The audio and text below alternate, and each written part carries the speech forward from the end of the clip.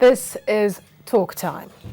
After years of relative peace in the Niger Delta, suspected militants this month blew up a pipeline.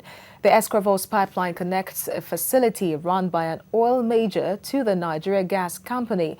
Now, the federal government says that singular act affected a 600 megawatt power plant and is costing Nigeria 470 million naira every day. Recall that Kaduna and, of course, Port Harcourt refineries are shut because of the blowing up of the pipelines by suspected militants. I have joining me in the studio to discuss this further, pipeline vandalism in Nigeria and the Nigerian economy. I have engineer Alex Neyi. He's an oil and gas consultant, an expert in petroleum industry, and, of course, a fellow of the Nigerian Society of Engineers. Thank you for joining us. Thank you. In the program. Now, oil pipeline vandalism in Nigeria seems to be like old wine, though wine gets better every day, but for this, it seems that it advances and gets worse for Nigeria every day. Why is this so? Well, I think we have left a society where hard work gives you a reward to a society where hooliganism gives you a reward. So when you have that paradigm shift in terms of value system, things like this are bound to happen. You know, stark illiterates do all kinds of things. They are fronting money all over the place. So the tendency is young people now, the role model they are seeing is this type of scrap of people who are blowing pipes and making money. So the value system of the country has changed. We have to create new role models. But I think the easy way out of this whole mess is ownership. I remember late Aret Adams when he set up the Niger Delta Company, which ran the Ogbele field. Then I was the manager in charge of marginal fields. One of the concepts he came up with, smart concept, is if the people around the place have ownership, they will not blow the pipe. So I think in his wisdom, these were things we discussed then, in his wisdom, if they give any percentage to the community around, they know for any reason if 1 barrel of oil goes off, they lose that percentage of that 1 barrel. It is only the Niger Delta Company today, I can say, you won't hear about their pipes being blown, because the communities around Ogbele and all of them has a certain percentage of the production, which goes into an account for them, and they have a board to ensure that that money is used for the community. Most other companies, major companies, I think they're not just facing the realities of life. Divide and rule situation will not solve our problem. Knock this community against this one to be able to do your business will not solve the problem. Complete ownership is the only way to go. And the Niger Delta is a typical example.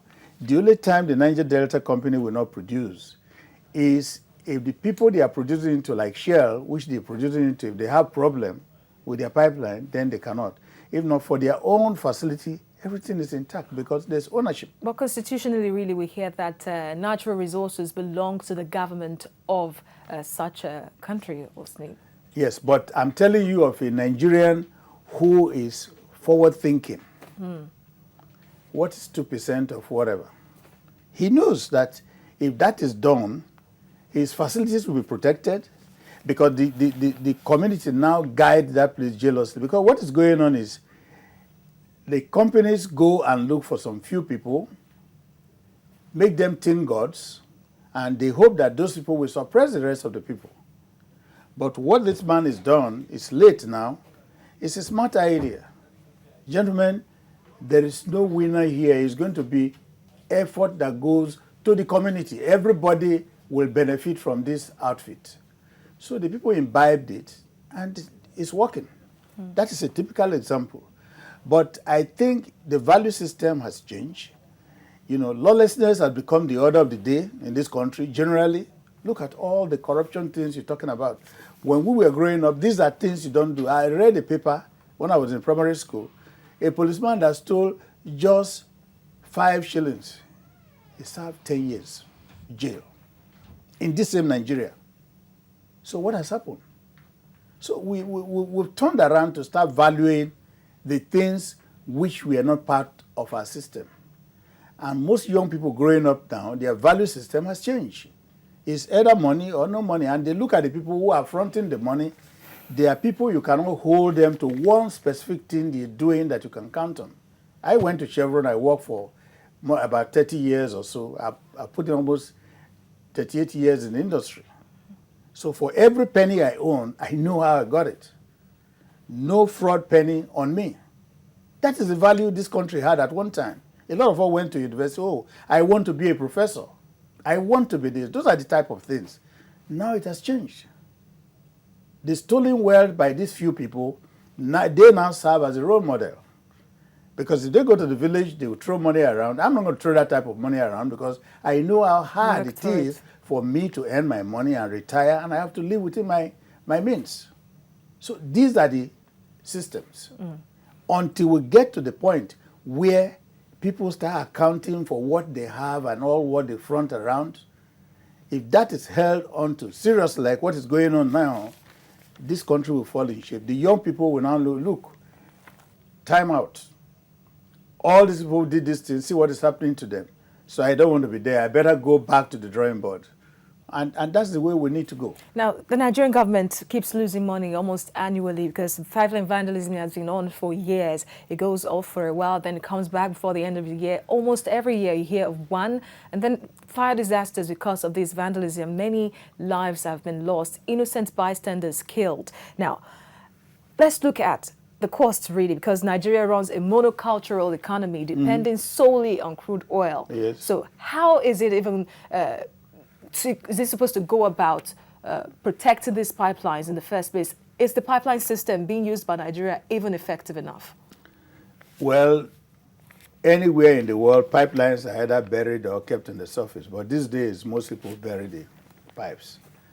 You are using people to lay these pipelines. You know, way back in 1983, that was when I found out about all this stealing from pipe, vandalizing pipes. It's a practical thing. Took a helicopter, flying from ESCRAVOS to Warri. I saw all kinds of things. 1983, I came back 79. And it is not difficult to find out whether your oil is being stolen or something is leaking. We are all technical people. When you lay this pipe, day one, the pressure at which the fluid goes in here and the pressure at which they receive it, it is known. When there are so much variation in it, you know there are leakages. And people should take the pains to check. But what has happened, everybody has compromised from top to bottom. From 79, I came into this country till now, the compromise in the industry is unacceptable. So we should be looking at sabotage? It's a criminal thing that people are doing. And Nigerians should be very, very conscious. When the ships are down, everybody will go home. We are all going to be here. It is not the expatriates coming here to do that. It's we Nigerians. All the tankers that come offshore, who calls for them for stolen crude? Nigerians. We are very unpatriotic people, and we will continue to be that way unless there's a change. Even those you entrust responsibility in government circle to handle, they compromise. You cannot run a system like that. It is going to be very difficult, but that is one area the government must look into. You're putting people into position. Nobody is monitoring. They are compromising right and left, even as we speak. So these are the things we need to bite. Get the people who really have... You don't take a thief to go and monitor something. It's a thief, it's a thief. Go back to the background of all the people you are putting in place. Look at them thoroughly. Do they have clean pedigree to do a clean job? These are the things we have to do, because there is nothing strange happening in the industry anywhere. But we, as technical people, as Nigerians, we are smart enough to get this thing corrected if we want to. And there are easy ways. That's why I mentioned Aret Adams. He's late, several years now, but the man thought deep. These resources, anywhere in the world, it is land-based owners. But in Nigeria, the system is everything below the ground belongs to the government. So on the basis of that, he was smart enough to know that when the ships are down, will the government be there when they cut the pipe? If you cut one pipe open and the oil starts gushing out, cost of repairs, the crude you lose. So he was very thoughtful. But one other thing too, those people in the Niger Delta, one of the stupid things they don't realize is this. When you bust those pipes and the crude gets into your environment, who is suffering it? You. Environmental degradation. You are the one suffering it. Your crops won't grow. Fishes will be killed. A lot of things happen to you. So why don't they sit down and think properly of possible ways to derive benefits than going this direction where a few people go in there, bust the pipe, take some and sell, and they are fronting the little money all over the place. It is just ridiculous because poverty is at its peak in the Niger Delta. I just came back from Warri yesterday, and I can tell you it is going to be worse. So we as a people must learn to sit down and think. Unfortunately, some of us cannot have that opportunity to really address this issue to our people, because when you do things like that, you get hurt the more. It is not the environment in Lagos that is polluted. It is your immediate environment. So your farm, everything goes up. Then you start crying, we cannot keep fish anymore, we cannot do this anymore.